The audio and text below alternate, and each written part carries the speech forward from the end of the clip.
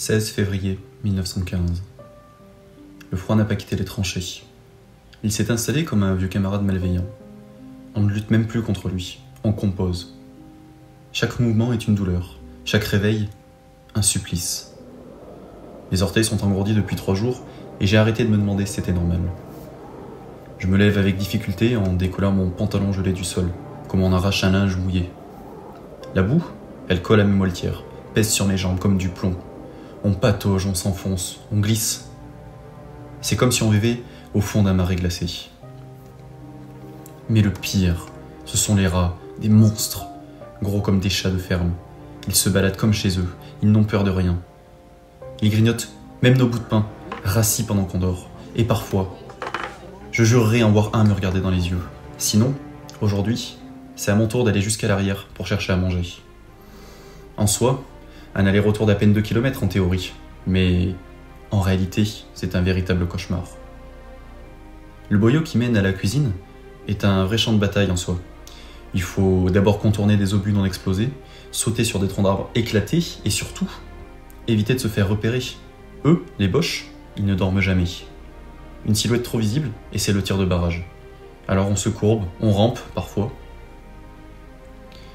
Quand je suis arrivé à la cuisine, j'ai vu les marmites, la fumée qui s'échappait.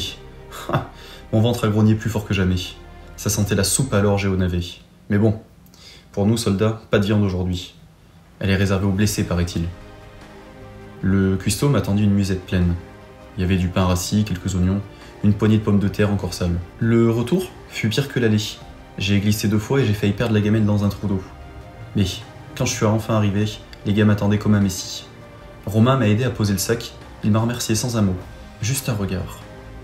On a mangé à même les casques, assis dans la boue à la lueur d'un vieux bout de bougie qu'un camarade avait gardé pour les grandes occasions. Alors bon, vous vous doutez bien, c'est pas un festin non plus, mais pour nous aujourd'hui, c'était repas de fête. Le reste de la journée s'est noyé dans la tente. Toujours la même, celle d'un ordre, d'un tir, d'une faim ou d'un matin sans neige. Je me suis surpris à penser au feu de cheminée, à la cuisine de maman, à la voix de Anne qui chantonne quand elle prépare le café. Ce monde-là me semble à des années d'ici.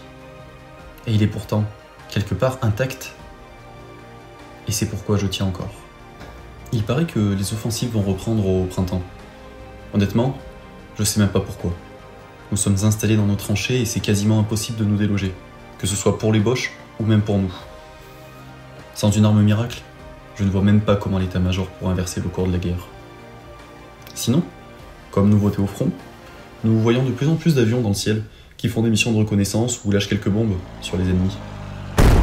Alors bon, de temps en temps, on voit bien qu'ils se tirent dessus dans des combats aériens, mais soyons honnêtes, ils se tirent dessus encore au pistolet ou au fusil. Bon, c'est pas fameux, mais ça reste une invention incroyable, et je ne doute pas que dans les prochaines années, voire, disons d'ici 20 ans, ce soit une arme avec un très haut potentiel.